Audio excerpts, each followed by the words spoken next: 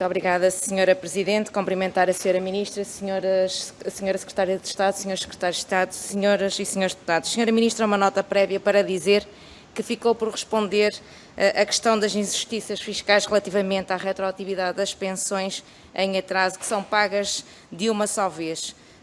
Dizer que não vamos desistir da correção de esta injustiça fiscal. Ficou também por responder a questão das transferências do adicional do IMI.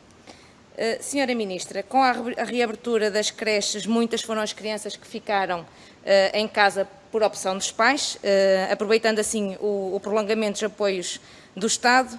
O PSD entende que num período complicado como este, o Estado não poderá deixar as famílias, as instituições privadas, as IPSS desprotegidas e entregues à sua sorte. Sra. Ministra, momentos excepcionais requerem da parte do Estado atenção e medidas excepcionais. Dizer que foi com preocupação que tomamos conhecimento que a Sra. Ministra ia tratar de forma diferenciada as creches do privado que foram obrigadas a abrir portas na passada segunda-feira, mesmo estas não tendo crianças. Assim, o Grupo Parlamentar do PSD vai iniciar amanhã uma ronda de audições no âmbito do Grupo Parlamentar com as entidades do setor social e com as associações de educadores para aferir as dificuldades, os desafios, os obstáculos e as necessidades de estas instituições.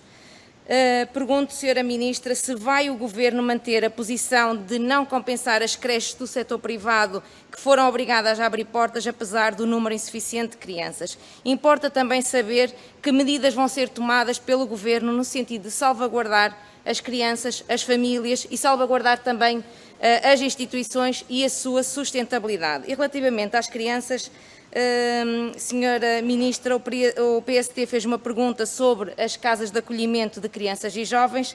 Nesta fase de desconfinamento, as crianças regressam à sua vida normal, regressam à escola, mas não existem regras claras relativamente ao estabelecimento dos laços familiares. Importa saber o que é que o Governo está a fazer para manter os laços biológicos com as famílias, que são fundamentais para estas crianças e jovens. Uma outra questão relativamente aos cuidadores informais. Passado este estado excepcional, de estado de emergência em que entendemos que temos que voltar naturalmente à normalidade e pegar em matérias que ficaram provisoriamente paradas, refiro-me então ao Estatuto dos Cuidadores Informal, que não passou do papel e que é tempo de o colocar na prática e colocar no terreno. Dizer que o Estado não acautelou os cuidadores de pessoas dependentes que se viram obrigadas a ficar em casa a cuidar dos seus familiares depois de encerrados os centros de dia. Lamentamos a inexistência de medidas de resposta e de apoio aos cuidadores nesta fase também excepcional para eles. Valeram, assim, as entidades da economia social, um setor estruturante da sociedade portuguesa, que em tempos difíceis como este se reinventam e desempenham um papel primordial e fundamental, substituindo-se ao Estado nas respostas sociais e no apoio aos mais vulneráveis. Sra. Ministra, por força das circunstâncias, o Estatuto do Cuidador Informal não avançou na data estipulada pelo Governo a 1 de abril.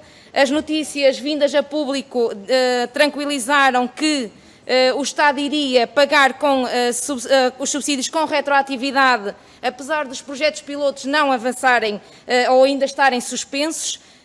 O processo de reconhecimento também não foi possível avançar, avançará logo que sejam possíveis retomar o funcionamento dos serviços de verificação das incapacidades por parte do Ministério da Saúde e por parte da Segurança Social.